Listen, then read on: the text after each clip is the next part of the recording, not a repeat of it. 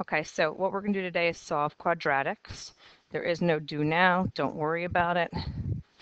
So when you solve quadratics, you're actually looking for an equal sign. And if you see an equal sign, what you need to do is solve for the variable. So if there is an equal sign, make sure that the equation is set equal to 0, because that's really important. So you got to set the equation equal to 0. It might already be set equal to 0, it might not be.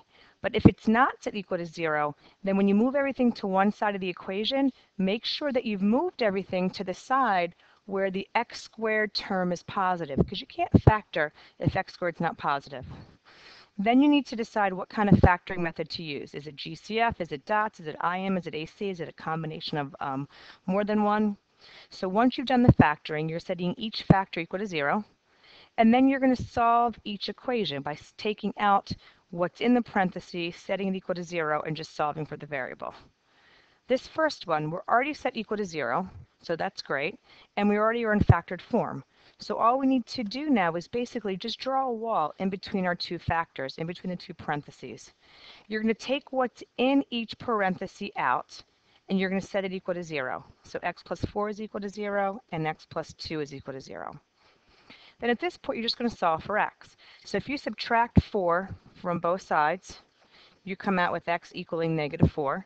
If you subtract 2 on both sides, you come out with x equaling negative 2.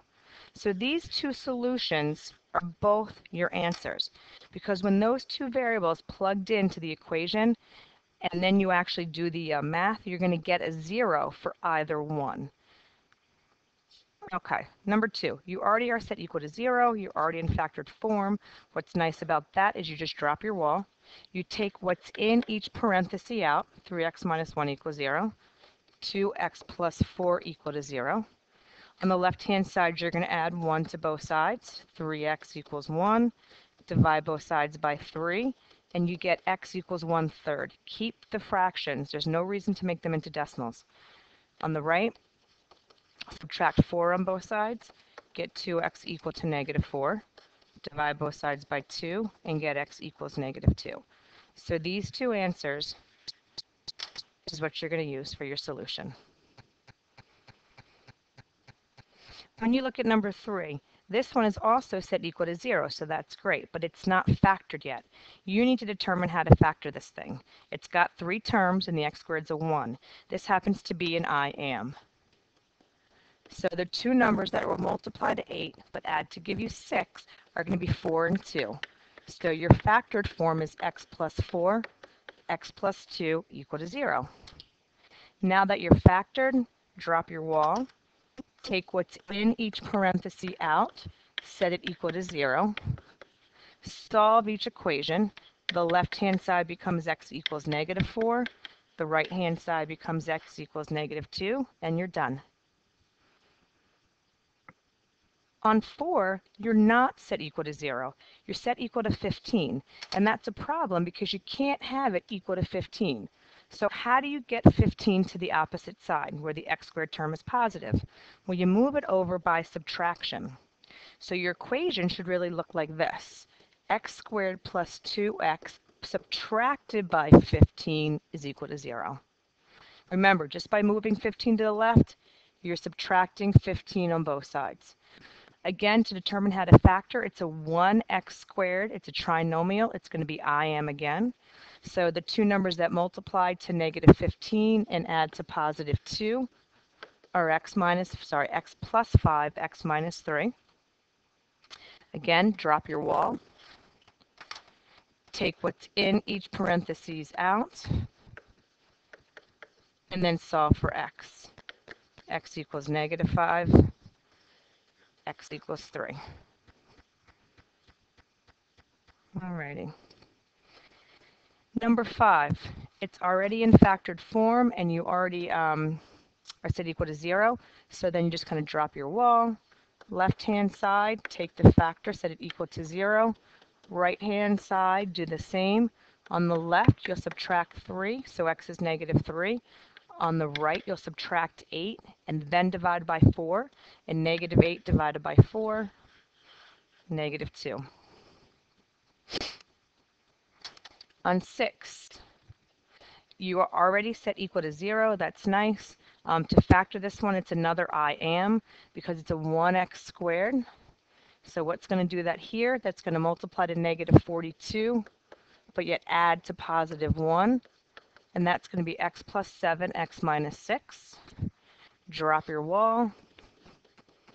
X plus 7 equal to 0, x minus 6 equal to 0, x is negative 7, x is 6. So there are some harder ones on the independent practice sheet and also in the homework. I want to do one of the problems from the independent practice sheet that we did not talk about in class, but I think it's a good one to show you. If you take a look at number 10 on the back of your notes page. Bring this up again. Okay, so if you look at number 10 on the back of the notes, so for this particular problem right here, we're doing this one. So we've got n squareds on both sides, but we have to get n squared just on one and the equation equal to 0. Well, on the left is where there's more of the n squareds. So we're going to bring everything to the left-hand side. So see if you can follow this. I'm going to kind of do it out loud and not show you it on the paper. 7n squared minus 3n squared should be 4n squared. And they got to get the 100 that's positive on the right to the left also by subtraction. So that becomes minus 100. So make sure you see what we did. We brought the 3n squared to the left by subtracting, combining like terms. We brought the 100 to the left by subtracting, and just negative 100. Now we have to factor. This does have a GCF, and the GCF is a 4. When that gets pulled out, you're left with n squared minus 25 equal to 0. Well, inside the parentheses, you can factor this. It's a binomial, and it's a difference of two squares. So don't forget, the GCF can't get lost, but the dots part becomes n minus 5, n plus 5 equal to 0.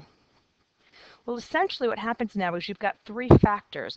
It's almost like you'd be drawing three walls, but the 4, the GCF, is irrelevant to you now because there is no variable to solve for there. So in terms of solving for n, you're going to go in the middle factor, n minus 5 equals 0. The right factor, n plus 5 equals 0. Solve both of those equations and get your solutions of n equals 5 and n equals negative 5. Okay, then on the homework, we tried this problem in class. Let's see if we can find it. It was number 8 that we started to do in class. So let's see if we can try number 8. Come on, move up, move up. There we go. I'm just going to cross this out for now. You should be doing number 9. I'm crossing it out so it doesn't get in my way. Okay, so number 8 is a proportion, and the way you solve proportions is you cross multiply, which means I got to multiply that diagonal together and this diagonal together. When you cross multiply, it's like you have to distribute. So let me move this. So for the yellow, I get, oh boy, I knew that was going to happen. Hold on. Sorry about that. Okay, let's try this again.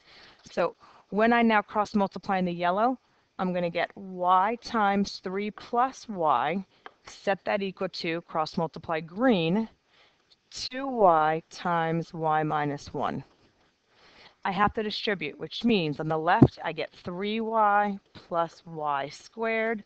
On the right, 2y squared minus 2y. Well, there's more y squareds on the right, which means I'm going to subtract y squared from both sides. I'm going to subtract 3y from both sides. And I'm going to end up with having the 0 on the left-hand side. And then when I do the math on the right, it becomes y squared minus 5y. I don't really like having zeros on the left. They just kind of look weird to me. So I'm going to rewrite this with the 0 on the right, just more comfortable. Again, it does not make a difference. What I notice here is I've got two terms. It's a binomial, but it's not a difference of squares. It's a GCF problem. So GCF, again, you always look for that first. So my GCF here is a y. What's left over is y minus 5. Raise this up a little bit. So in this case, when I drop my wall, my GCF was actually a letter. It wasn't a number. You're always supposed to set each factor equal to 0. So on the left-hand side, it just is y equal to 0, and that's a solution. And on the right, it's y minus 5 equal to 0, in which you solve that and you get y equals 5. So when the GCFs happen to be variables, that solution is going to always end up being a 0. So make sure you are good with that problem.